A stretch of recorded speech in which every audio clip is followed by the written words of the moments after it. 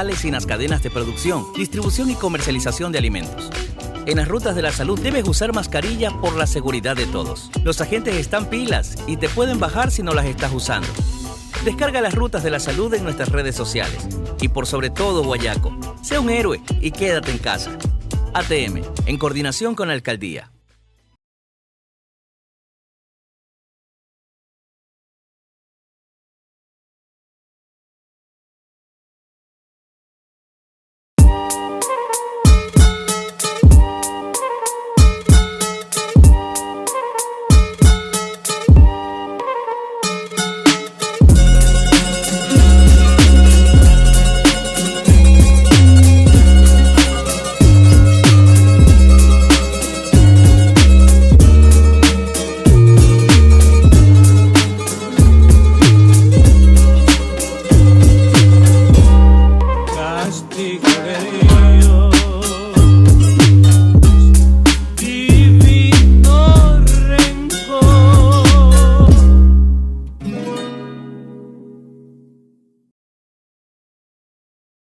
Bienvenidos una vez más a El Castigo Divino en cuarentena. Otra vez, quien sea un seguidor minucioso y observador de este espacio estará viendo de que utilizo la misma camisa del programa anterior. Esto porque es la única vez en la semana que me pongo camisa y el resto de la semana, como todos ustedes, ando en pijama, solo que esta vez sí la lavé. Agradecer a las instituciones y marcas que permiten y se mantienen junto al Castigo, municipio de Guayaquil, muchísimas gracias. Las rutas de la salud de ATM en Guayaquil que llevan a los profesionales de la salud desde su casa hacia los hospitales durante esta tragedia. Hunter, rastreo y localización de vehículos, también apoyando este espacio. Uribe Schwarzkopf con su proyecto Corner, que por cierto, Uribe Schwarzkopf desde el día de hoy, desde esta semana, es uno de los sectores económicos del país que empieza a reactivarse, el sector de la construcción, y precisamente su proyecto Corner es el primero que desde el lunes empezó ya a funcionar con sus debidos protocolos de seguridad. Clínica Rendón en Guayaquil, parte de toda esta red privada también de salud que está enfrentando a la pandemia. Hostal El Escalón en Guayaquil también, la Casa del Corazón, la Casa de la Posta en Urdesa, en el corazón de Urdesa. Cuscuy, que es el emprendimiento de mi mujer de portavasos, así que algún invitado cuando lo encontremos le regalaremos un portavaso hecho con las manos de mi esposa. Vino Navarro Correa, es el único Correa que no intoxica, y cerveza Latitud Cero, 100% ecuatoriana.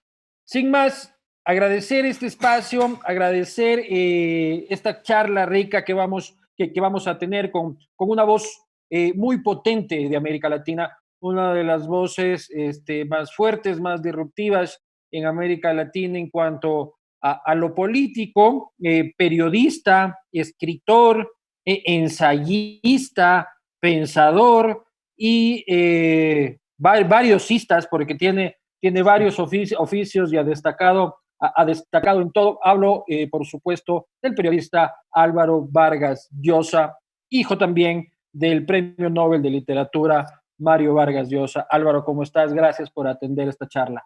¿Qué tal? Encantado de estar contigo y qué envidia tengo de ver esa buena compañía que tienes ahí a tu lado. Mira tú, y tú que estás en Francia, si yo estuviese en Francia estuviera tomando vino mañana, tarde y noche, hermano. Tomo vino casi todas las noches, pero bueno, aquí ya es un poco tarde, así que ya lo tomé hace un par de horas, pero bueno, te acompaño moralmente. Encantado. Estás en Francia, estás viviendo allá, y yo ya pierdo a veces el ritmo, a veces vives en Estados Unidos, a veces vives en Perú, a veces vives en Europa. Es difícil saber dónde haces hogar tú. Yo también. Si me dedicara al crimen, que felizmente no me dedico al crimen todavía, sería muy difícil para la policía dar conmigo porque mi destino es huidizo y corredizo. Vivo normalmente, bueno, no sé dónde vivo en un avión, pero en teoría vivo la mayor parte del tiempo en Estados Unidos, paso bastante tiempo en Europa porque tengo cosas en España y tengo que pasar tiempo en París de vez en cuando también, todos los años, y Entonces, y me muevo por América Latina también dando conferencias y, en fin, haciendo cosas que tienen que ver con mi trabajo, con lo cual al final soy un poco de aquí, un poco de allí, un poco de todas partes y un poco de ninguna. Te encontró, vamos la palabra prohibida en esta charla va a ser coronavirus y COVID-19. Vamos a tratar de referirnos lo mínimo posible porque la gente ya está hasta los huevos, Álvaro, Hablemos de la peste, la peste. Claro, entonces esa es la palabra prohibida, pero ¿te encontró la cuarentena en Francia o planificaste quedarte encerrado allá? No, yo estuve aquí de enero a marzo, casi siempre de enero a marzo estoy aquí, y fui a Madrid por cuestiones de trabajo, y cuando estaba regresando de Madrid a París por unos días, antes de regresar a Estados Unidos, me cayó la cuarentena encima, así que mis planes de volver a Estados Unidos se interrumpieron, y aquí estoy en cuarentenado. La gente, en fin, cercana me dice, bueno, qué envidia estar en cuarentena en París. Y yo les digo al contrario, es exactamente al revés. Si hay un lugar en el mundo donde uno no quiere estar en un momento como este, en cuarentena, es en París. Es decir, estar en París y no poder hacer las cosas que uno hace normalmente en París es una enorme frustración. Así que es el último lugar del mundo donde uno quisiera pasar una cuarentena, pero aquí estoy. Absolutamente, ¿no? O sea, sin poder salir a disfrutar. Claro. Yendo un poco en materia, hijo de Mario, ¿cómo se vive con ese peso, Álvaro? O sea, ¿cómo se vive crecer? También tú, por suerte, has tenido la fortaleza y las luces como para brillar por luz propia también, pero ¿cómo creces bajo la sombra gigante de un enorme de América Latina, que es tu padre, y cómo luchas para generarte tú tu propio nombre?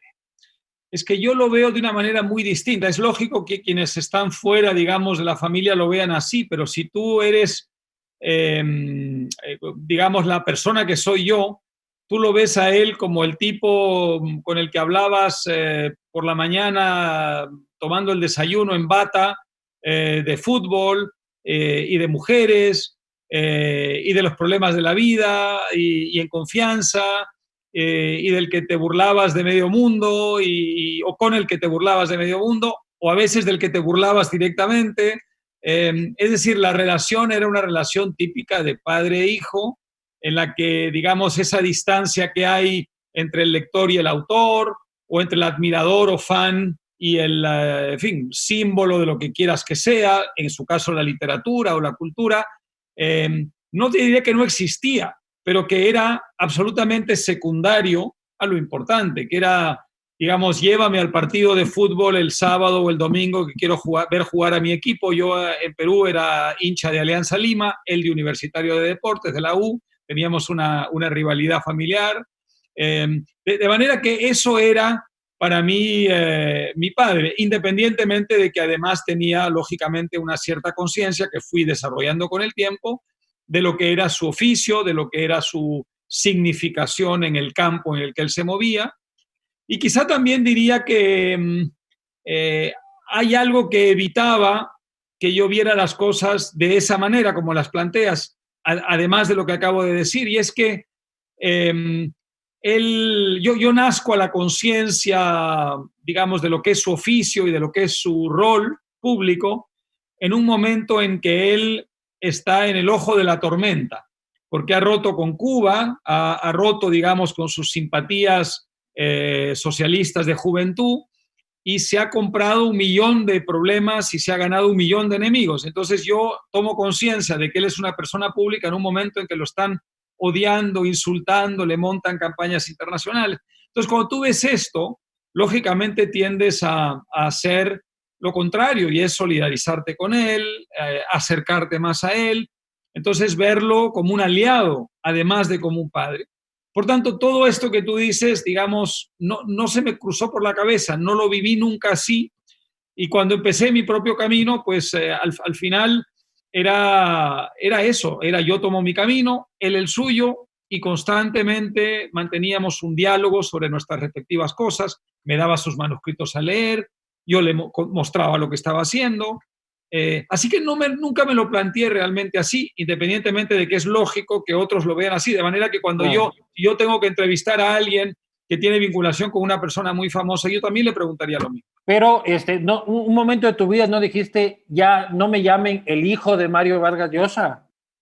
Yo te diría que nunca me preocupó eso, al contrario, yo, por las razones que te digo, ¿no? De cierta forma, el, digamos, antídoto contra eso era precisamente ver la persona, digamos, que él era masacrada por un bombardeo enemigo durante muchos años. Luego eso cambió, luego las cosas en la región cambiaron y se volvió una persona que así como despertaba muchas iras, también despertaba muchas adhesiones, todo eso cambió. Pero en aquel momento yo te diría que era una persona, digamos, que se compró una gran impopularidad desde el punto de vista de sus posiciones políticas y cívicas. En literatura siempre tuvo una base de admiradores, si no, no hubiera podido hacer la carrera que hizo. Pero eso ayudó mucho a que yo no lo viera así, al contrario, lo sentía como un orgullo, como un, digamos, un motivo digamos, de satisfacción enorme poder compartir desde la intimidad y la privacidad el mundo, digamos, de alguien que empezaba a representar allí afuera para otra gente muchas cosas en literatura, en política y en otros campos. ¿A qué edad te encuentra a ti esta ruptura de tu padre con la izquierda, de la que fue diriente, de la que fue simpatizante? ¿Qué edad tenías tú y cómo viviste esos ataques? Porque tú dices esos ataques fueron enormes y sanguinarios dentro del ataque político. Imagínate si en ese tiempo había Twitter, cómo hubiese sido en realidad, pero ¿cómo recuerdas tú dentro de casa y tú como persona, como joven, esos momentos?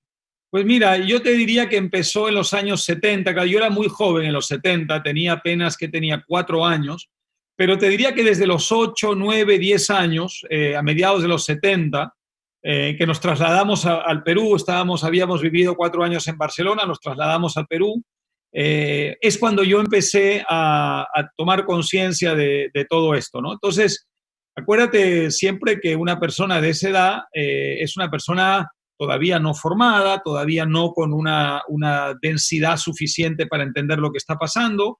Lo que uno ve simplemente es su padre, digamos, siendo agredido ¿por qué? Finalmente, bueno, por decir lo que él cree que es la verdad, por tomar una posición más por integridad intelectual que por búsqueda de popularidad fácil. Entonces es lógico que en ese momento lo que eso despierte en ti sea una tremenda solidaridad, ¿no? Independientemente de que luego yo mismo fui formando mis propios criterios. Yo también tuve un paso breve, digamos, claro, no en la medida en la que él lo había tenido, pero un paso breve, digamos, por la izquierda latinoamericana. Yo pasé una etapa en la Universidad de Princeton, luego me escapé, cosa de la que me arrepiento hasta el día de hoy, me escapé a los pocos meses, era muy jovencito, tenía 17 años, y me fui a vivir solo y a trabajar en periodismo. Volviste a Lima, ¿no es cierto? Trabajaba en un periódico que se llamaba La Prensa, que en paz descanse. Era un periódico que tenía todo un abolengo, era un periódico que había sido en una etapa más bien conservador y en otra liberal, pero yo recuerdo que escribía editoriales contra la política de Reagan en El Salvador y en Nicaragua. A ver, pero espérate, pero ¿por qué abandonas Princeton, que en todo caso sería como el anhelo y el sueño de la gran mayoría de jóvenes latinoamericanos llegar a estudiar en una de las 10 mejores universidades del mundo? Bueno, por idiota, ¿no? O quizá porque Brooke Shields no me hizo caso. Ahí era compañera mía de universidad, la actriz Brooke Shields en ese momento. Yo solo tuve 2 encuentros con ella. En el primero no me atreví a hablarle y en el segundo le pregunté la hora y entonces pasé el ridículo más grande de mi vida porque me señaló el reloj que yo llevaba en la muñeca y me dijo con lo cual me sentí tan humillado que salí volando para Lima. Estuve muy pocos meses en Princeton. Yo tenía, ¿cómo decirlo?, impaciencia, quería correr rápido, me creía mayor de lo que era precoz, pero me creía aún más mayor de lo que en realidad era, y entonces ya quería trabajar, quería superar la etapa universitaria, un gran error, ¿no? Y por eso yo les digo a mis hijos siempre, no quemen etapas, no hay nada más bonito que vivir tu etapa, la siguiente... Incluso la etapa de izquierda. También, por supuesto. No, si un hijo mío viviera esa etapa, lo que pasa es que en esta época, digamos, es más es más difícil porque ya tenemos una acumulación de información, tenemos una evidencia tan grande sobre ciertas cosas, pero tampoco sería un problema para mí, ¿no? En tu caso, pensaría de que encontrarle manifiestos comunistas a tu hijo sería peor que encontrarle revistas pornográficas, en todo caso. No, mucho peor. Revistas pornográficas sería una cosa tremendamente digna, me parecería fantástico. Bueno, ya está un poco mayor mi hijo tiene 24, mi hija 21, ya están mayores, pero hace algunos años me habría parecido una cosa muy digna. Por ejemplo, a mí yo también tuve mi pequeño y profundo paso por las simpatías de izquierda, y yo suelo decir que soy un hombre de izquierda rehabilitado, con todos los procesos de dolor que conlleva un proceso de rehabilitación. Pero es normal, ¿no? ¿No es cierto? No hay que avergonzarse de haber tenido un pequeño corazoncito de izquierda en algún No, momento, de esa izquierda, pero de esa izquierda antigua, guevarista, claro, no, que ahora... no solamente no hay que avergonzarse, sino que yo creo que si uno ha transitado de la izquierda, bueno, al liberalismo, como es mi caso, aunque en realidad esto es, digamos, darle más importancia a mi paso por la izquierda de lo que en realidad tiene, fue un pequeño sarampión que me dio, pero, digamos, yo creo que hay que mantener algunos de los ideales que tiene la izquierda. El problema de la izquierda es que las vías para hacer posibles esos ideales son vías muy equivocadas, que en el fondo lo que logran es lo contrario, pero ¿por qué no mantener algo del idealismo de la izquierda? Y cuando uno está demasiado apoltronado en sus ideas, a veces está bien que venga alguien y te sacuda, que venga alguien y te remezca. A mí no me parece mal eso. Lo que me parece mal es que si uno sabe que ciertas cosas empobrecen a millones de personas, uno siga por testarudez ideológica defendiendo lo indefendible. Eso no. Pero digamos lo otro, el idealismo, la generosidad, la solidaridad, ¿por qué no van a ser valores que tienen vigencia? Lo tienen. La única diferencia es que yo pienso que para llegar a esas metas es mejor por otra vía.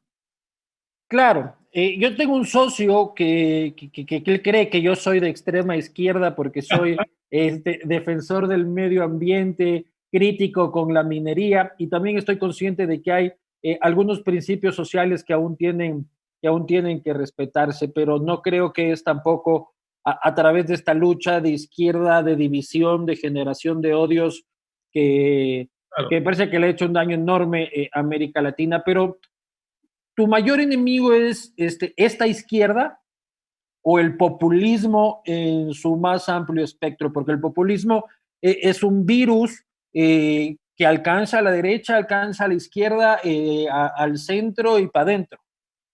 Mira, mi mayor enemigo en la vida, digamos, cívica o política es todo aquel o aquella que recorte mi libertad de hacer con mi tiempo lo que yo quiera, con mi cuerpo lo que yo quiera, con el producto de mi trabajo lo que yo quiera. Y en eso habrá, digamos, algunas coincidencias con la izquierda y habrá algunas coincidencias con la derecha. Por eso el liberalismo es tan difícil de situar políticamente, porque el liberalismo tiene en América Latina un entredicho, una batalla, si quieres, permanente con cierta izquierda, porque ha sido una izquierda muy autoritaria, muy intervencionista, pero en realidad, si tú te pones a pensar, también tiene muchos entredichos con la derecha, ¿no? Hay una derecha que a lo mejor en temas económicos es mucho más liberal, pero que en muchos otros temas es intervencionista, es autoritaria, es prepotente, es controlista, quiere meterse con tu vida, quiere meterse con tu cuerpo. Bueno, a mí me repele eso, a mí me espeluzna eso. Yo quiero que me dejen, yo no quiero hacer daño a terceros, ese es el límite de mi libertad, pero mientras yo no le haga daño a terceros, quiero que me dejen a mí, con mi criterio, decidir todo acerca de mi tiempo, mi cuerpo, mi trabajo, el fruto de mi trabajo. Y por tanto, mi enemigo, si puedo usar esa palabra algo, en fin, rimbombante, es todo aquel o aquella que interfiera con eso. Acá en Ecuador, por ejemplo, los que se etiquetan como liberales, eh, precisamente en el tema del cuerpo, son absolutamente conservadores, o sea, son enemigos radicales del aborto, enemigos radicales del matrimonio entre personas del mismo sexo, que son principios que enarbola la izquierda, con los que yo estoy de acuerdo también, pero que acá en Latinoamérica muchos liberales confunden y se van corriendo a las cavernas del conservadurismo para repeler ese tipo de reivindicaciones sociales.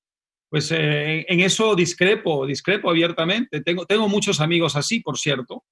En el tema del aborto tengo mucho respeto, digamos, porque sé que es un tema de conciencia sumamente delicado. Sé muy bien que hay mucha gente que de buena fe tiene la posición que tú acabas de describir, pero en última instancia yo quiero que mi hija, que es mujer, tenga la decisión final sobre lo que pasa con su cuerpo, que no la tenga ni el Estado, ni la familia, ni la sociedad, ni su marido, ni su novio, o nadie más, ¿no? Entonces, yo creo que esta es una frontera importante, no es la única, es una frontera importante que tenemos los liberales con el conservadurismo, sin ninguna duda.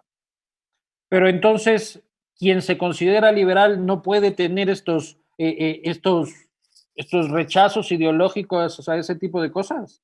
Yo preferiría que no, pero siempre es antipático decir, bueno, el liberalismo es, digamos, una vulgata, ¿no? Es un credo, digamos, tan específico como punto 1, 2, 3, 4, 5, y si tú no encajas en todos los puntos no eres liberal.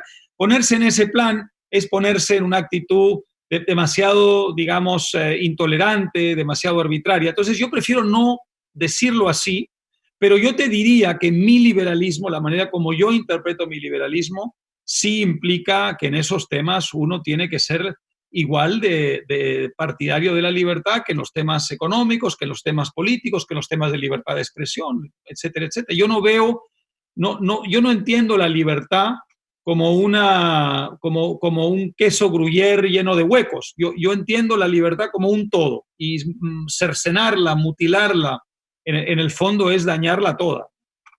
¿Hay diferencia entre ser liberal y ser libertario? La hay en algunos casos. Por ejemplo, en Estados Unidos hay una diferencia importante. Esta es una palabra que se usa mucho en Estados Unidos, la de libertario. El libertario tiende a estar en una posición o anarquista o lindante con el anarquismo muchas veces, y si no lindante con el anarquismo, digamos, bastante cerca. Y el liberal tiende, digamos, a aceptar, por lo menos por los próximos 1000 años, ya veremos después, la necesidad de un Estado con funciones determinadas.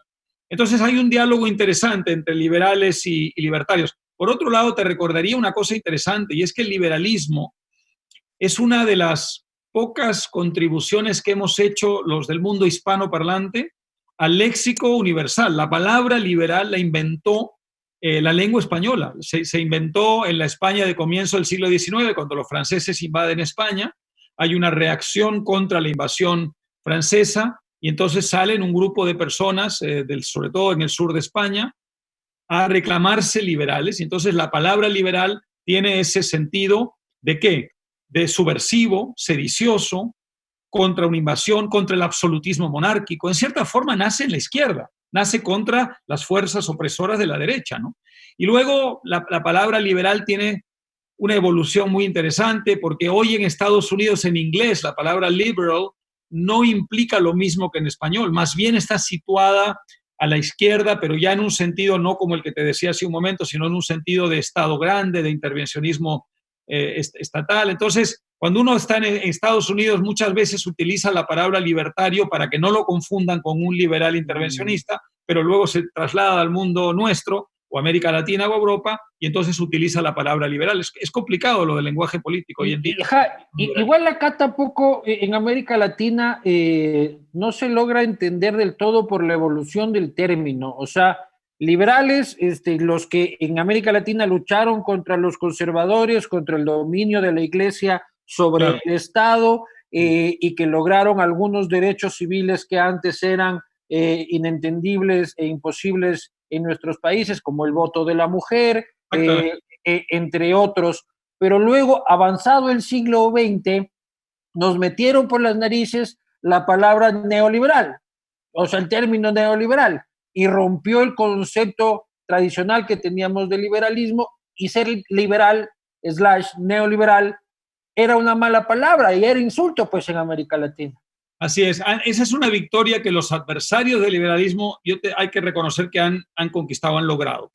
Tiene mucho que ver, creo, con los años 90, porque ¿qué pasó? En los años 90 hubo una serie de gobiernos que se decían, o que otros decían que eran liberales, y que fueron corruptos, autoritarios, qué sé yo, la dictadura, en fin, de Fujimori en Perú, Carlos Menem en Argentina, una corrupción enorme, el PRI mexicano. Entonces, la gente, digamos, que estaba situada a la izquierda del liberalismo, encontró una oportunidad dorada para desprestigiar y mancillar la palabra liberal y la convirtió en eso, en neoliberalismo, que es algo que no existe. Yo no conozco, ¿tú conoces a alguien que diga yo soy un neoliberal? No, yo conozco gente que dice soy liberal o gente que odia a los liberales, pero no conozco a nadie que diga soy un neoliberal.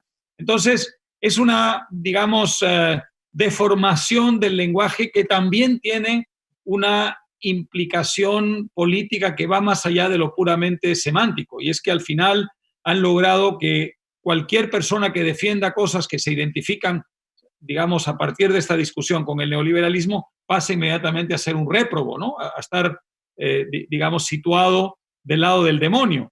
Eso ha hecho mucho daño, sin duda alguna.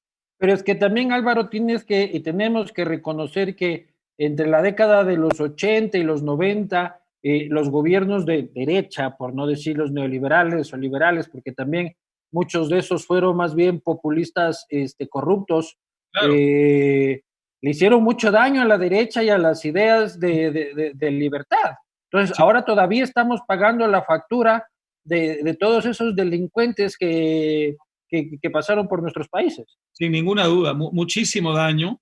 Y en el fondo, digamos, lo que yo diría es que hoy día ser liberal, entre otras cosas, y en esto trato de no ser dogmático, te repito que no me gusta, digamos, determinar qué cosa es y qué cosa no es liberal, porque esto siempre es antipático, pero creo que la tendencia sería esta.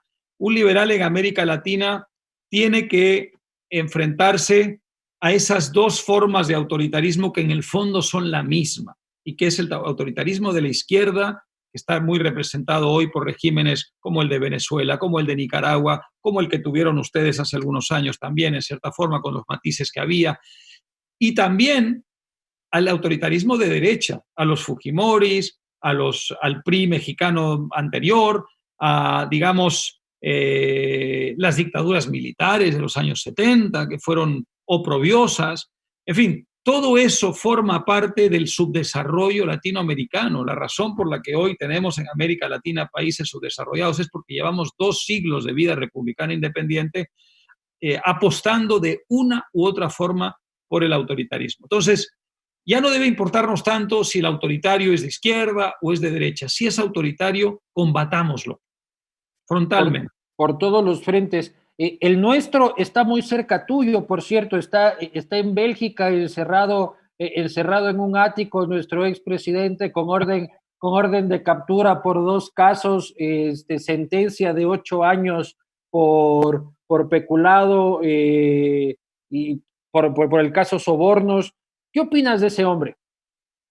Hombre, él era, digamos, ¿cómo decirlo? Un matiz, una variante del populismo autoritario latinoamericano especialmente peligrosa. Por una razón, porque era un poco menos tonto, un poco menos inepto, un poco menos ignorante en algunas de las materias en las que otros como Chávez primero y Maduro después eran minuciosamente ineptos, minuciosamente ignorantes. Entonces, este pequeño matiz hizo de él alguien que durante algunos años pudo sostener la ilusión de que las cosas en Ecuador iban muy bien, de que en Ecuador las cosas, a diferencia de Venezuela, no se estaban hundiendo. Habría que explicar, obviamente, cosas como el petróleo que tenían ustedes ayudó muchísimo, como que la dolarización que él heredó y que no se atrevió a modificar porque sabía que los ecuatorianos se le irían encima, ayudó muchísimo. Pero, en fin, independientemente de estos argumentos más complicados, sofisticados, hay que decir que el tipo tenía eso mismo, algo más de sofisticación que sus pares. Entonces, eso hacía a alguien de él especialmente peligroso. Pero en última instancia, al final del camino, ¿qué cosa te encuentras? Bueno, te encuentras lo que los ecuatorianos tienen hoy día, que es un país que no crece económicamente, y no hablo no se puede pronunciar la palabra, pero bueno, la peste, no hablo solamente de eso.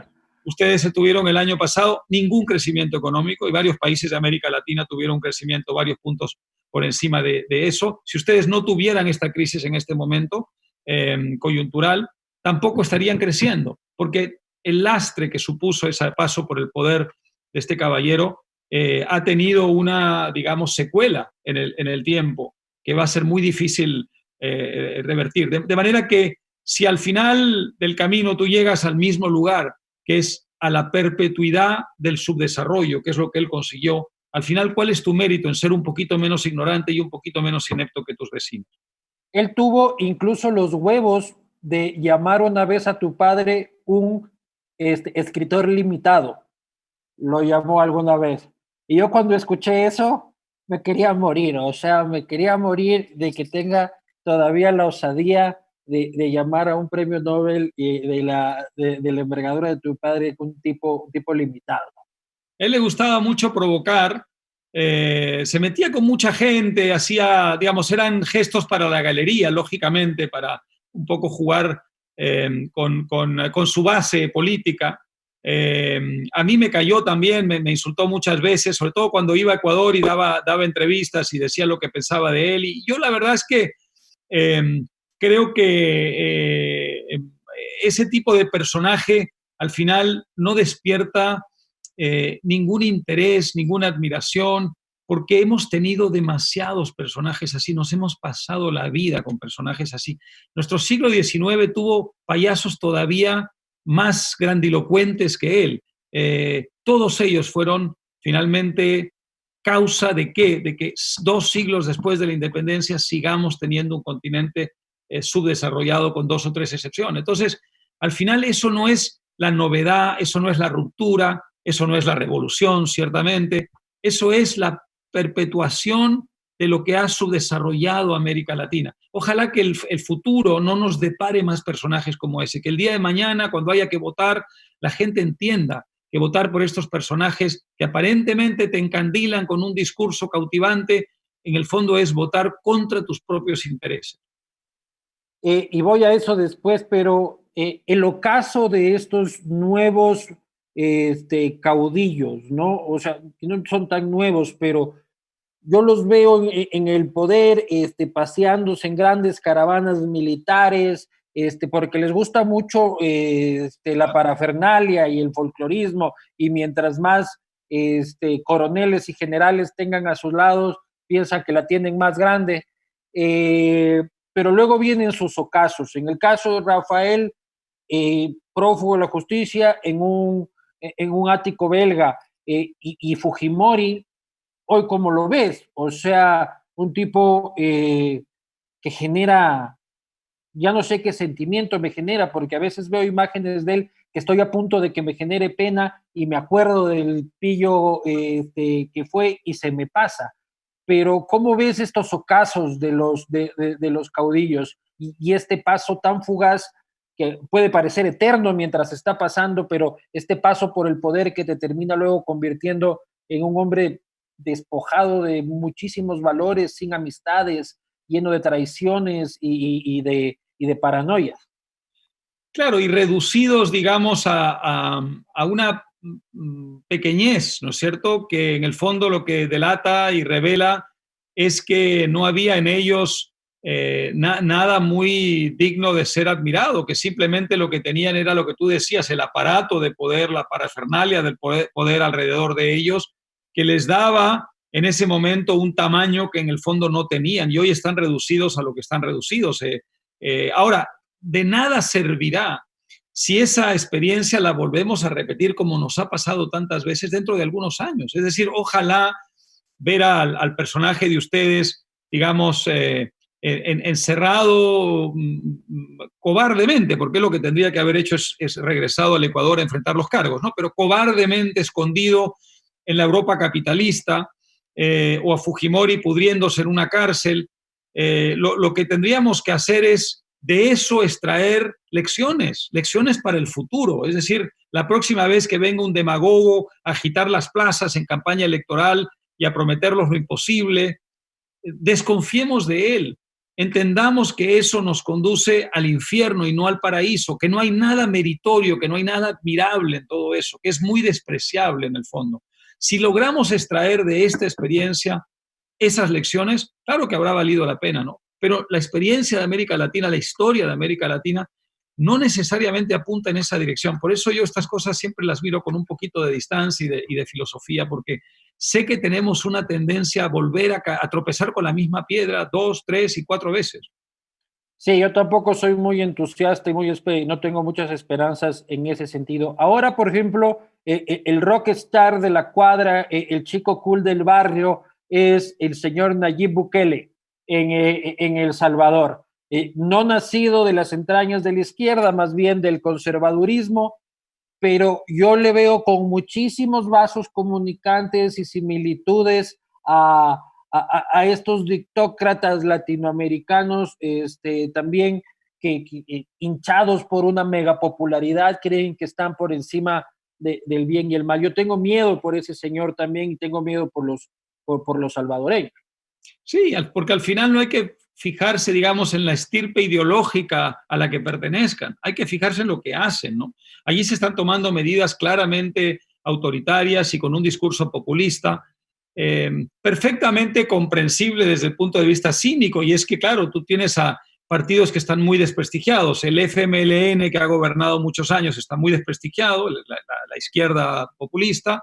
Y autoritaria también, y por supuesto Arena, el partido de la derecha, que tuvo algunos buenos gobiernos, pero que luego degeneró en un mar de corrupción, y entonces lamentablemente eso ha creado un ánimo de mucha antipatía hacia los partidos políticos, que es el escenario perfecto para el surgimiento de experimentos de tipo populista, ¿no? Es la vieja historia, si no, nos hemos pasado la vida en esto, no hay nada en eso que sea novedoso, ¿no? Mi último libro, que en realidad es un libro del que soy más bien coordinador, que sí tiene un capítulo mío, pero soy el coordinador porque, en fin, les pedían escritores de distintos países una colaboración. Se titula El estallido del populismo, justamente, y estudiamos en cada país y en cada caso los orígenes, la génesis de este fenómeno, y al final la conclusión a la que uno llega es que es algo que está en nuestra cultura, en nuestras costumbres, en nuestras aptitudes. Entonces va a ser muy difícil erradicarlo, no va a ser nada sencillo, es una batalla que va a haber que dar generación tras generación. El problema también es, Álvaro, que llegan estos con sus cantos de sirena y bueno, luego se van dejando destrozada la sociedad, pero los que vienen después, como nuestro caso, Lenin Moreno, llegan torpes, asustados,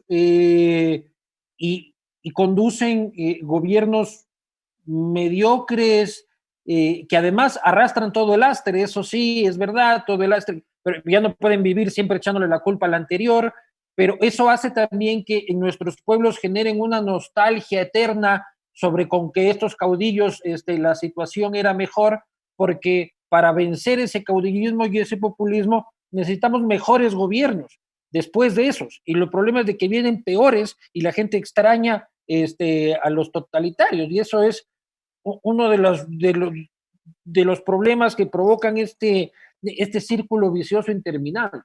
Yo creo por eso que es tan importante cuando uno viene de una experiencia populista tomar al toro por los cuernos. Hay que tomar medidas, hay que hacer reformas, aunque sean impopulares, aunque sean costosas en un primer momento, porque el margen que tienes es muy pequeño, es un margen muy estrecho. Al final ocurre lo que tú dices, la gente empieza a mirar el pasado con nostalgia, la gente empieza a impacientarse y ocurre algo más complicado, y es que la gente pierde de vista la relación de causa y efecto entre su situación, digamos, de deterioro, su situación de empobrecimiento y aquello que hizo posible que eso esté ocurriendo. Esa relación de causa-efecto, si la gente no la tiene clara en la cabeza, va a hacer que la gente se vuelva a confundir frente al siguiente demagogo que venga a agitar las plazas. Entonces, yo creo por eso que es importante hacer reformas de inmediato. Ahora, en el caso de ustedes, claro, en realidad nadie esperaba que el sucesor de Rafael Correa tuviera una, no sé, actitud, digamos, de ruptura con aquello que había ocurrido antes, porque finalmente era en apariencia el heredero. Entonces, claro, hay que agradecer, hay que felicitarse que eso no haya ocurrido, pero sin ninguna duda, el problema es no haber hecho reformas más audaces, reformas de fondo, puede dejar en la gente un ánimo, digamos, de frustración y de decepción que al final termine empujando el péndulo otra vez hacia el populismo. No digo que eso va a pasar y yo tengo la esperanza de que no ocurra, pero ha ocurrido muchas veces en el pasado. Entonces hay que alertar, haces bien, hay que alertar contra eso. México está empezando un camino que Latinoamérica, el resto de Latinoamérica terminó de transitar hace 2 años.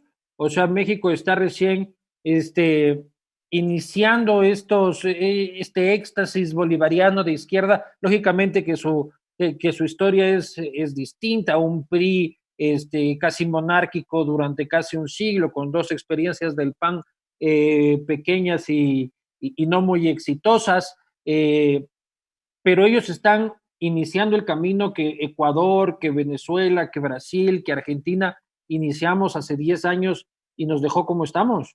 Es una gran pregunta. Yo creo que en López Obrador hay un instinto claramente populista, que la tendencia es esa, pero también creo que en México hay hoy día instituciones más sólidas que en algunos de los países que has mencionado, y que hay una conciencia sobre esto lo suficientemente extendida como para que no vaya a ser nada fácil para él lograr este propósito.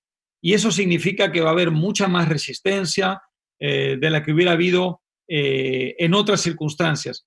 Otro factor que seguramente va a jugar su papel, no sé cuánto, pero va a jugar su papel, es la vecindad con Estados Unidos, ¿no es cierto? Cuando uno es un país que tiene un impacto, que tiene una influencia migratoria, económica sobre Estados Unidos, evidentemente las posibilidades de hacer tonterías, no diré que no existen, diré que son quizá menores que en otros casos y circunstancias.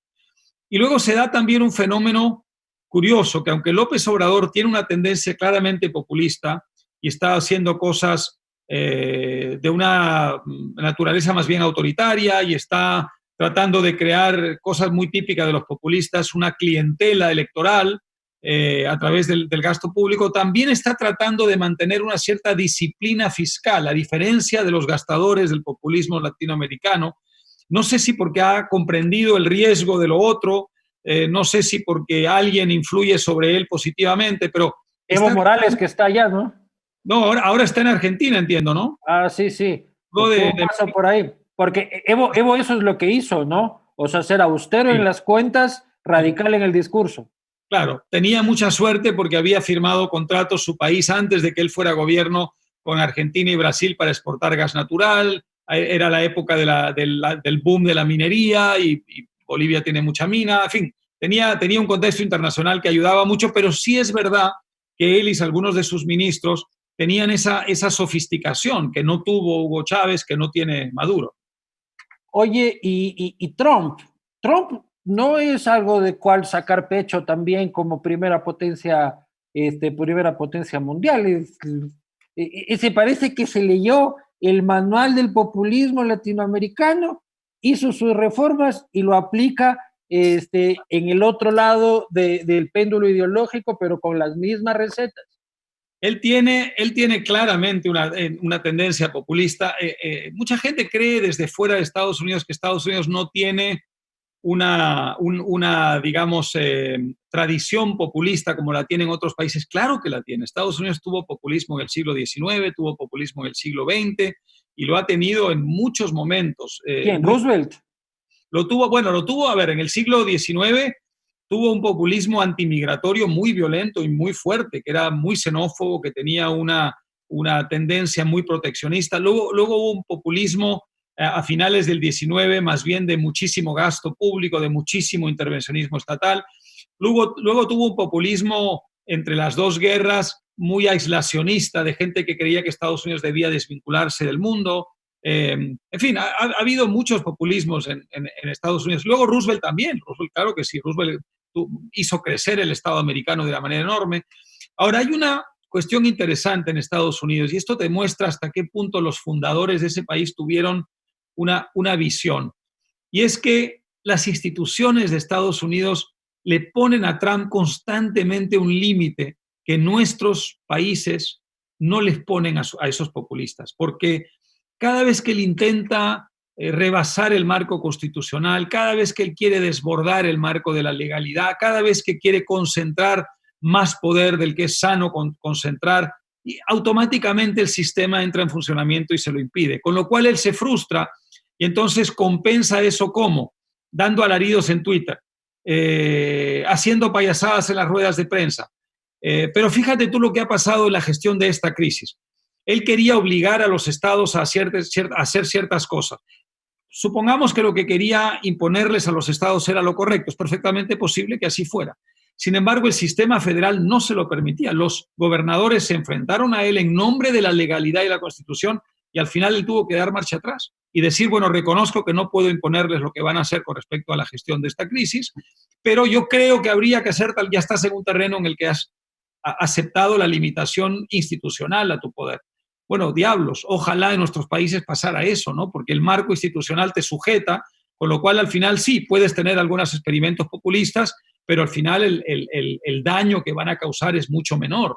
Pero una de las cosas que me parecen paradójicas es que su votante es el republicano, Make America Great Again, que tiene como principal fantasma y cuco al socialismo y al comunismo.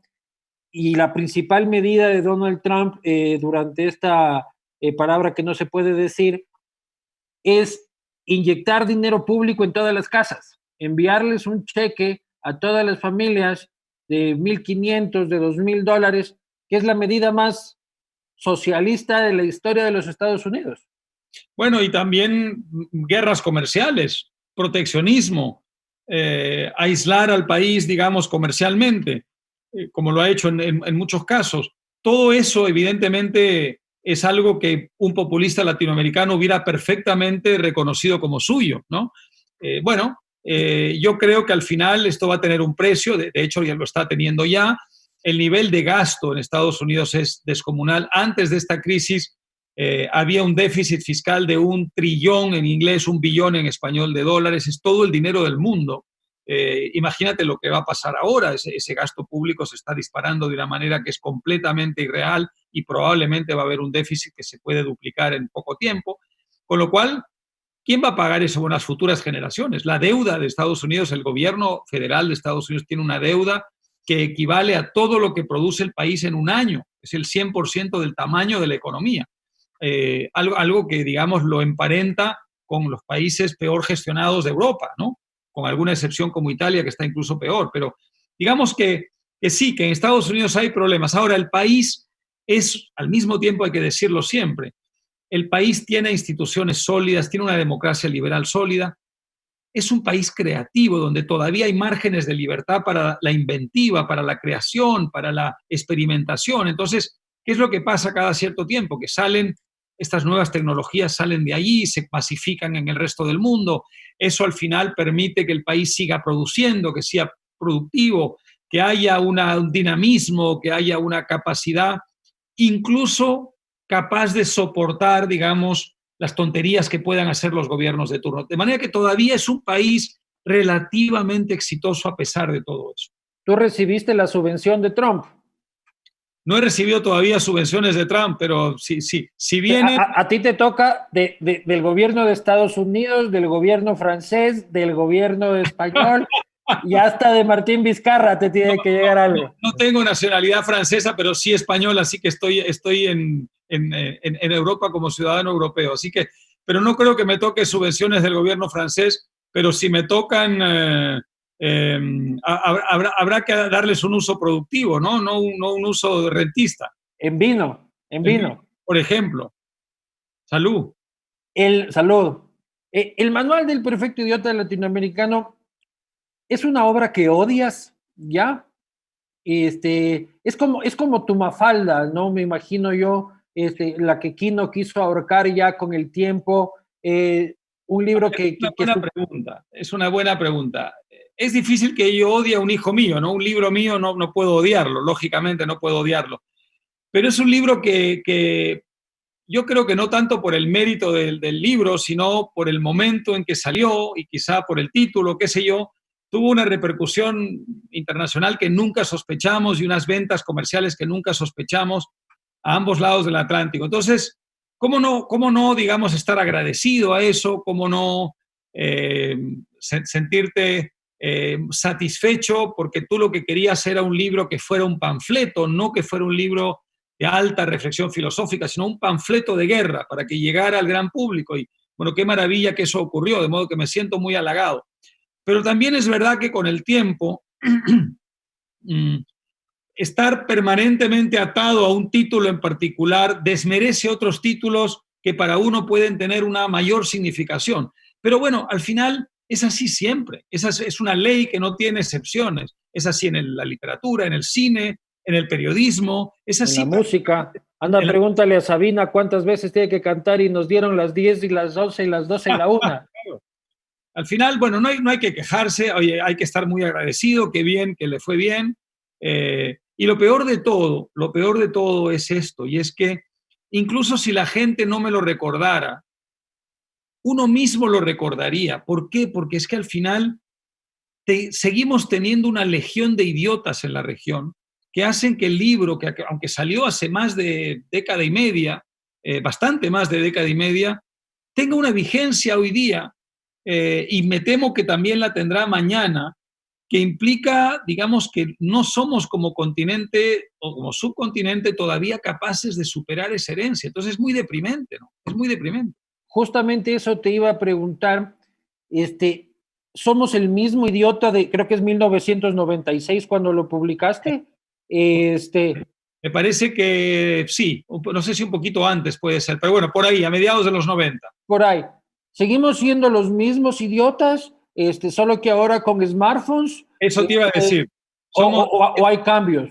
Yo creo que en esencia sí, pero con algunos cambios, algunos matices. Por ejemplo, Perú, mi país de origen, es un país que pasó por un trauma populista tan grande y además en el contexto de una violencia terrorista atroz con Sendero Luminoso, que el país reaccionó, que el país tomó conciencia en un momento dado y desde entonces ha hecho muchísimas cosas mal, pero 2 o 3 las ha hecho bien.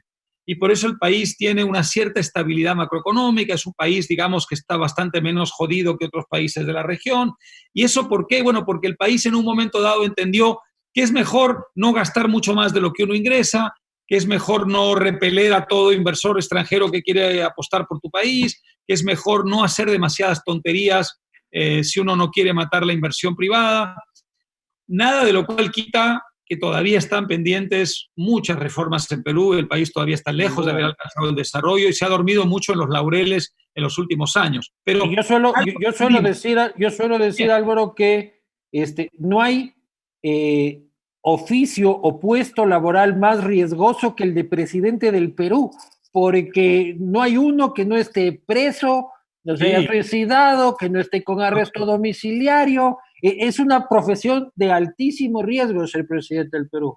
Sin ninguna duda, sin ninguna duda. Es, por un lado, motivo de orgullo. Qué bien que por una vez en la historia toda una generación de presidentes y hasta 2 generaciones de presidentes hayan terminado así, pero al mismo tiempo, bueno, muy, muy deprimente porque muchos de esos gobernantes lo fueron en etapa democrática.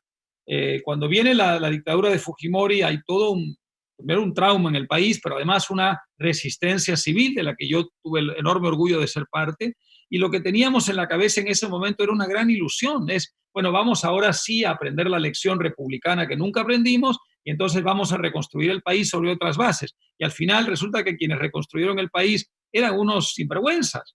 Entonces, bueno, también es muy deprimente eso, sin ninguna duda, pero prefiero que estén presos a que estén sueltos, ¿no? Aunque sea, digamos, una humillación internacional tener tantos gobernantes o prófugos o presos o suicidados.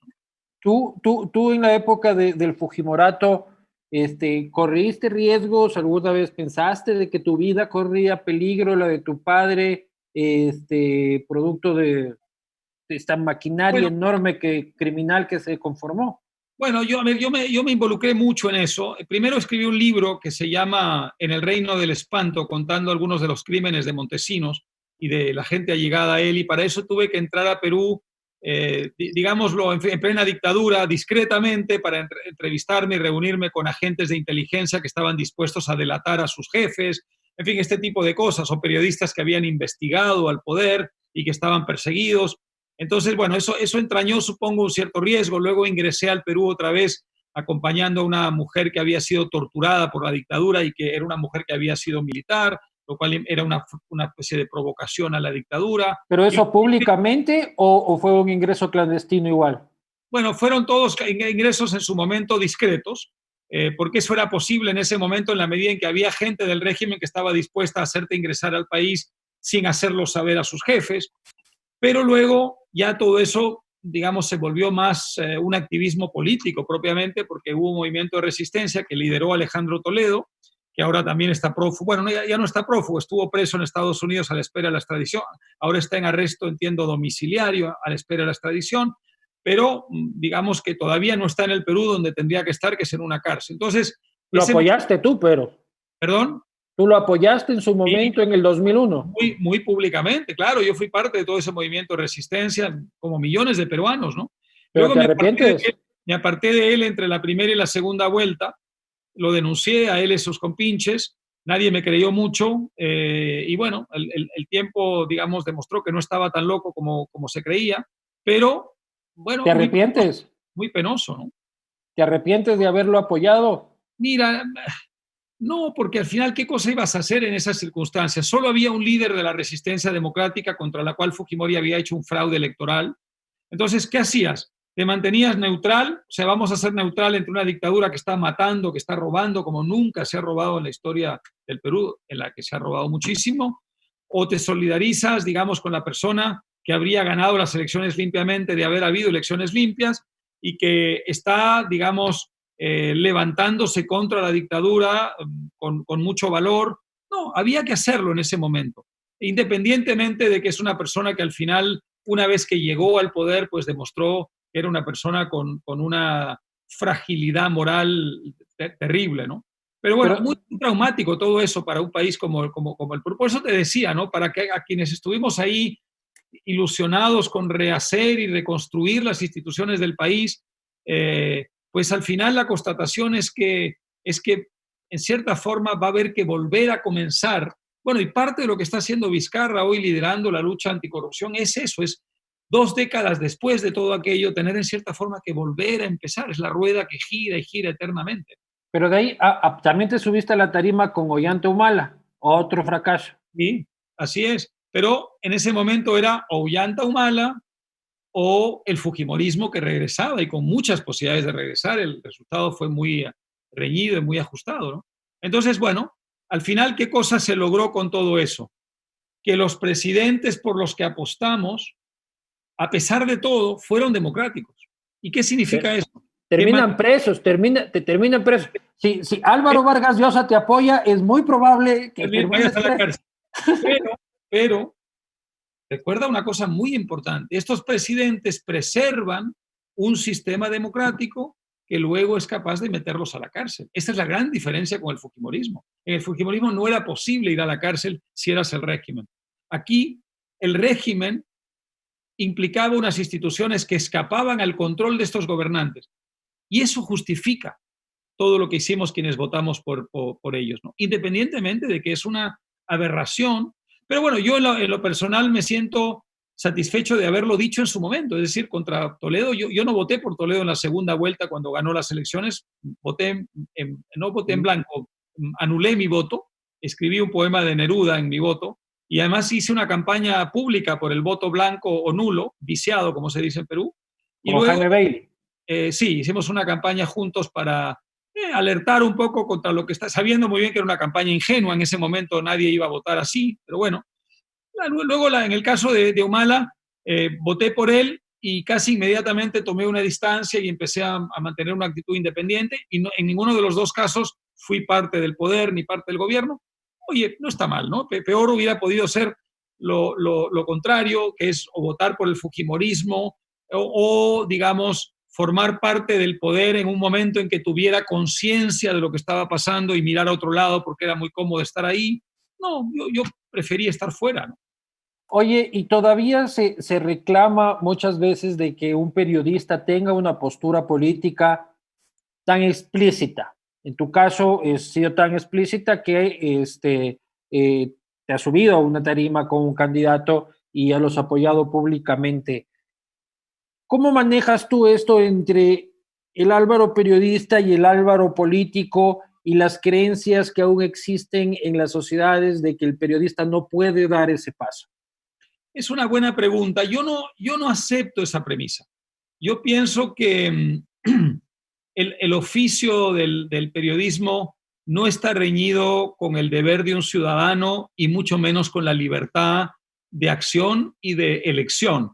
Y que al final de lo que se trata es de no engañar, de no, digamos, jugar al avestruz o de no jugar a una neutralidad que no es la tuya. Si tú quieres ser neutral, fantástico, pero entonces sélo de verdad. Lo que no está bien es el doble juego, es, digamos, esconder detrás de una apariencia de neutralidad una forma de compromiso subalterno. No, si tú tienes unas simpatías determinadas o tienes unas convicciones determinadas, sal y defiéndelas públicamente, de manera que la gente sepa exactamente de dónde vienes. Si haces eso, ¿por qué va a estar mal? ¿Por qué vamos a exigirle a un periodista que tenga lo que no se le exige a un arquitecto, a un, digamos, ingeniero, a un estudiante, a cualquier otra persona en la sociedad? Yo no creo en eso. Creo que el periodismo no es ni mejor ni peor que cualquier otro oficio y por tanto no tiene ni menos ni más obligaciones y derechos que cualquier otro oficio en la sociedad. Claro, yo le llamo sinceridad editorial con las audiencias. Me parece mucho más sincero con las audiencias, decirle de qué parte, de qué lado del planeta ves el mundo. Recorriendo tú América Latina y hablando tan de frente en relación a los gobiernos, especialmente en las últimas décadas, que fueron gobiernos más complicados aún, aunque están volviendo, ¿sentías hostilidad en tu tránsito por América Latina? Entiendo que cuando estuviste haciendo la serie de Nat Geo no pudiste entrar en Cuba también. ¿Sentiste esa hostilidad? Sí, sin duda alguna. Además, yo doy muchas conferencias, como sabes, por la región y claro, hay gente que está de acuerdo, hay gente que no está de acuerdo. También me ha ocurrido en Venezuela, fui detenido en el aeropuerto por la policía política del régimen varias horas, tuve la enorme suerte de que fueron torpes y no me confiscaron el celular, el teléfono, de manera que un periodista que estaba afuera pudo llamar a mi celular y pude entrar al aire por televisión unos breves segundos antes de que me lo confiscaran y por tanto eso me protegió. Pero bueno, sí, constantemente te pasan ese tipo de cosas, pero es que si no ocurrieran, significaría que no hay mayor necesidad de hacer lo que uno hace. ¿Tuviste miedo en Venezuela esa vez? Yo no les tengo miedo a los dictadores, yo les tengo miedo a otras cosas, pero yo a los regímenes autoritarios no sé por qué, no les tengo un infinito desprecio, me parecen tan despreciables que es difícil tenerles miedo, ¿no? No, yo tenía unas ganas enormes, además era una invitación de los estudiantes. En ese momento, recuerdas, los estudiantes de Venezuela se habían levantado contra el régimen, había un movimiento estudiantil muy bonito y íbamos a celebrar además entiendo que los 25 años de una institución liberal, se dice heroica, a la que estaban haciéndole barbaridad y media y que ahí seguía al pie del cañón, y al mismo tiempo tenía una invitación para hablarles a los estudiantes. Para mí era muy hermoso esto, es decir, la idea de ingresar a esa dictadura y en plena dictadura ir a celebrar con liberales y con estudiantes el derecho a tener un país libre. Esto era tan poderoso, tan potente, tan ilusionante, que digamos las matonerías que pudiera yo padecer en un aeropuerto, en el tránsito hacia la ciudad, eran poca cosa, ¿no? Bien, Álvaro, vamos, antes de esto convoqué unas pequeñas preguntas del público, bueno, de mis seguidores en Instagram en realidad. Y esto ya es la última parte, a leer un poco las preguntas de la gente y las respondes si quieres, si no quieres las mandas a la mierda y listo. ¿Cómo no? Bolívar Correa 1, espero no estés de los Correas buenas gentes. ¿Qué libro recomienda para la cuarentena? Dice. ¿Qué libro recomiendo? Qué buena pregunta. Bueno, primero le preguntaría si prefiere ficción o no ficción, pero, por ejemplo, el otro día me preguntaron esto unos amigos y yo recomendé un libro de Stefan Zweig que se llama Momentos Estelares de la Humanidad, que es una joya de libro, él escogió, en fin, el grandísimo escritor austríaco que murió suicidado en Brasil, que escribió muchas cosas, pero ese libro es un libro muy bonito donde escoge momentos estelares de la humanidad, momentos muy importantes de la historia de la humanidad y los comenta, los recrea, los ilustra de una manera que a mí me parece hermosísima desde todo punto de vista. Es un gran libro. Ojalá lo puedan leer quienes no lo han leído todavía. Yo debo confesarte que durante esta cuarentena se me está haciendo muy difícil leer. No sé si es la ansiedad, las noticias, el trabajo de periodista del día a día, pero no encuentro el tiempo y me gana la ansiedad y me siento avergonzado de solo haber leído un libro durante toda la cuarentena. Siguiente pregunta. Jos Alberto 01. ¿Considera el Foro de Sao Paulo o el socialismo del siglo XXI como un peligro para la región? Sí, claro. No, ya no es un peligro, ya se confirmó el peligro que era en su momento y ya destruyó a la región. O sea, hay países que están devastados por todo eso. Y el Foro de Sao Paulo, que nace en Brasil, a ver, si hay un país al que destruyó, ya no es ni siquiera Venezuela, sino el propio país donde nació. Es decir, la gente que tuvo en sus manos el poder en Brasil antes de la llegada al mando de Bolsonaro, es gente que llevó a cabo un gobierno infinitamente corrupto, es decir, la podredumbre moral de ese gobierno, de lo que se llama los años del lulapetismo, ¿no? Los gobiernos de Lula y también de Dilma Rousseff fueron de una corrupción simplemente descomunal, mil y una nochesca prácticamente. Fueron gobiernos también sumamente populistas que dejaron una secuela tremenda. La recesión que ha vivido Brasil ha durado más que ninguna otra recesión en la historia de Brasil. De manera que el Foro de Sao Paulo ya ni siquiera es un peligro, es una constatación. Y aunque uno pensaría que el desastre y la debacle de Lula y el desastre de Maduro y todo eso, y también el correísmo, en cierta forma vacuna a la región contra ese peligro, digamos, de regreso del populismo, la constatación es que no, porque entonces López Obrador ganó las elecciones en México y sabe Dios quién diablos las ganará en nuestros países en el futuro. Nunca se termina de ganar esta batalla. Es que ahora, bueno, el Foro de Sao Paulo ahora ya está reencomponchado en el Grupo de Puebla. De Puebla, claro, así es, así es. ¿Qué similitudes encuentras? Perdóname si puedo interrumpir rápidamente. Y mira lo que ha pasado en Argentina. Viene la debacle del kirchnerismo. Destruyen al país económicamente. Una devastación moral. Bueno, es decir, la corrupción de Argentina en esos años ha sido simplemente espeluznante. Viene el gobierno de Macri. Desde luego, Macri no hace las cosas que hay que hacer. Macri tiene muchas dificultades para gobernar. Todo lo que quieras y todo justificado.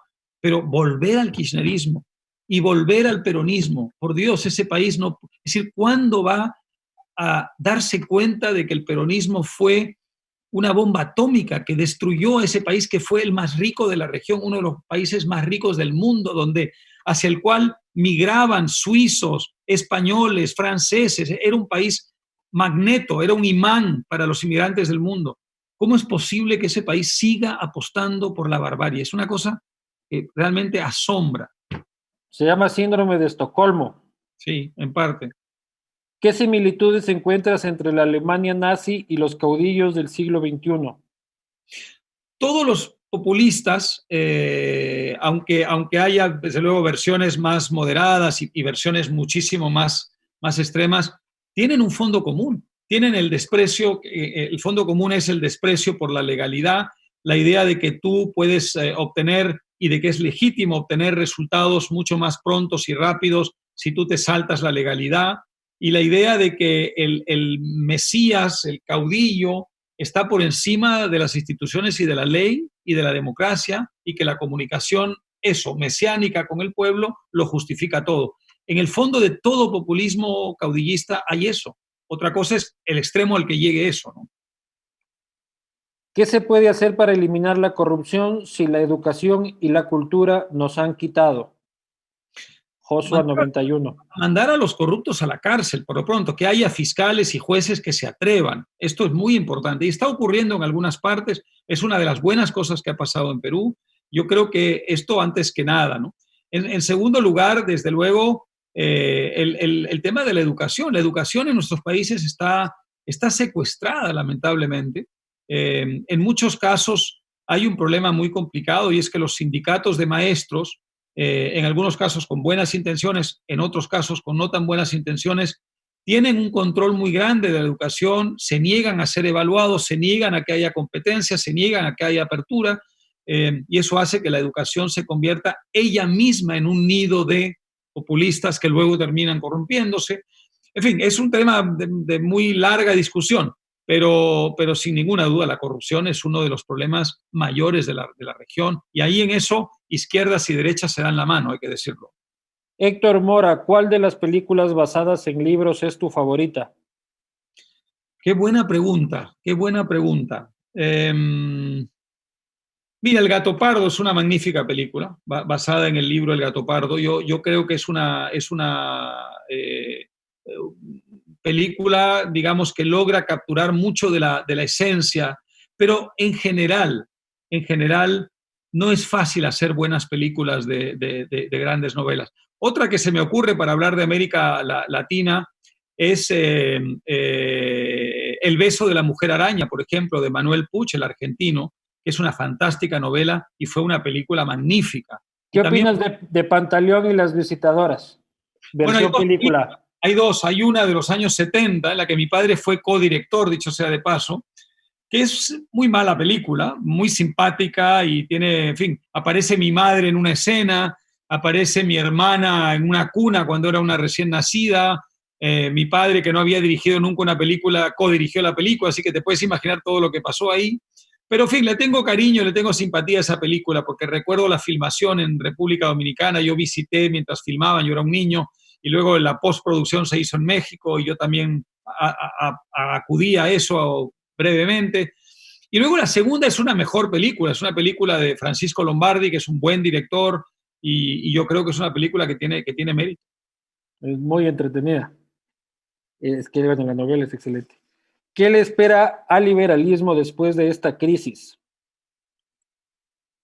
Yo creo que tiempos difíciles, porque esta crisis va a reforzar el prestigio del Estado, va a reforzar, ¿por qué? Porque la gente tiene miedo, y cuando la gente tiene miedo busca un salvador y se aferra al poder político.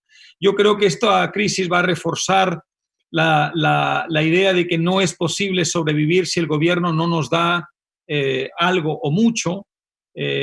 Creo que además está expandiendo esta idea completamente absurda de que el liberalismo desfinanció la sanidad pública y por eso la sanidad se ha visto desbordada, cuando en realidad, digamos, si alguien está ayudando en esta crisis es la empresa privada. Los casos y los ejemplos en España, por ejemplo, lo que ha hecho Amancio Ortega por España, oye, es realmente admirable y conmovedor en este momento y en esta crisis, para poner un solo ejemplo, pero sé que de esta crisis para los liberales lo que va a resultar es un enorme reto, un enorme desafío, tener que volver a explicar todo desde un principio.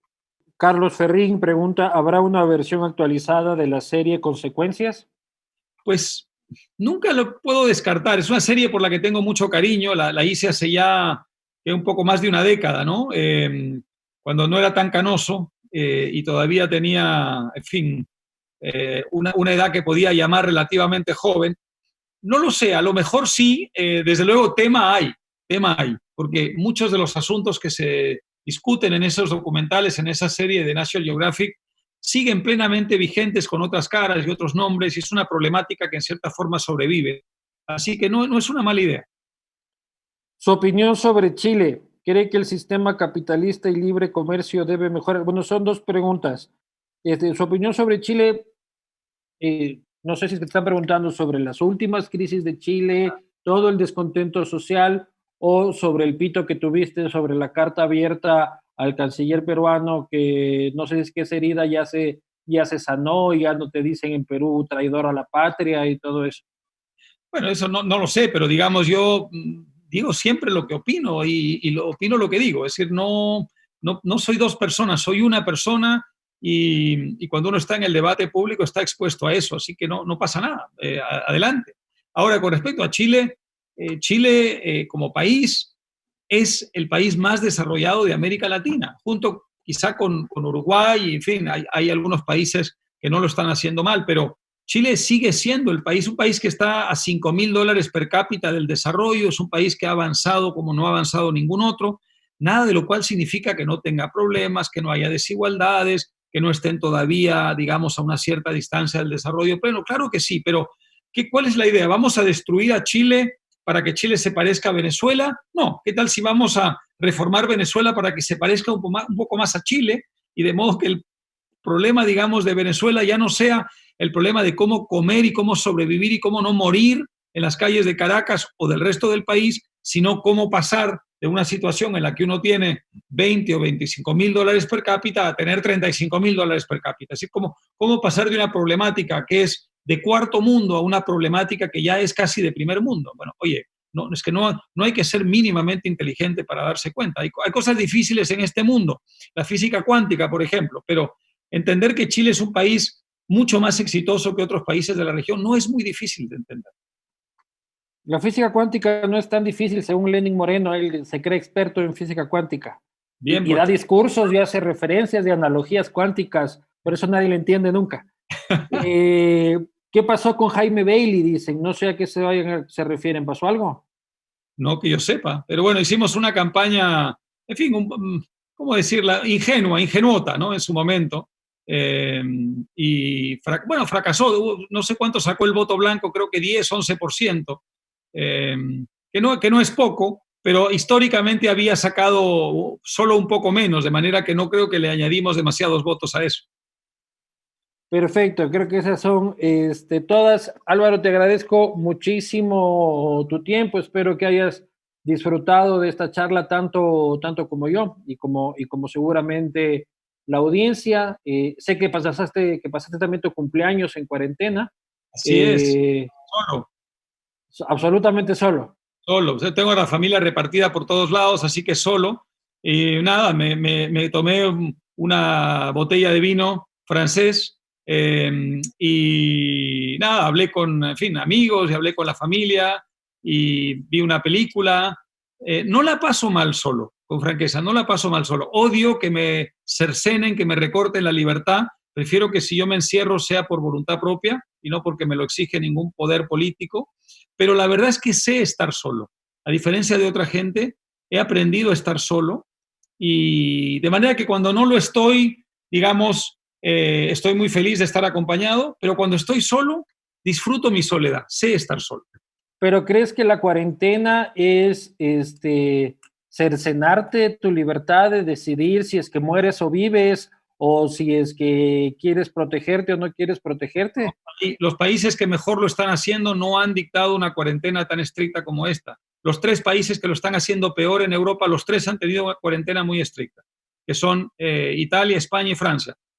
Las cuarentenas más estrictas han sido esas 3 y los peores 3 países han sido esos. En cambio, países que no han tenido una cuarentena tan estricta, que han sido inteligentes, han sabido gestionar esto. ¿Cuáles? Pero los nórdicos. Los nórdicos, los asiáticos, por ejemplo. Pero es que a los latinos, hermanos, nos dejan salir media hora y estamos haciendo fiesta, estamos besándonos entre todos. Portugal lo ha hecho fantásticamente bien, es un país que está fronterizo con España, lo han hecho mucho más inteligentemente y fíjate que está gobernando la izquierda. Ahora hay una izquierda muy responsable y seria en comparación con la izquierda española. No, yo sí creo que la cuarentena en esos términos tan estrictos implica problemas muy serios. Vamos a descubrirlo hasta qué punto, vamos a descubrirlo en los próximos meses y año o par de años. Yo creo que de una manera, digamos, lo vamos a entender de una manera mucho más cabal que ahora. Álvaro, feliz cumpleaños entonces atrasado. Ha sido un enorme placer. Te mando un fuerte abrazo. A ti también y te felicito por lo que haces. Gracias. Y gracias a ustedes, queridos amigos, queridas amigas del Castigo Divino Digital. Seguimos conectando con gente más allá de nuestras fronteras para conversar de todo, echarnos unos vinos y hablar de cosas importantes y algunas no tanto. Nos vemos en el próximo Castigo Divino en Cuarentena.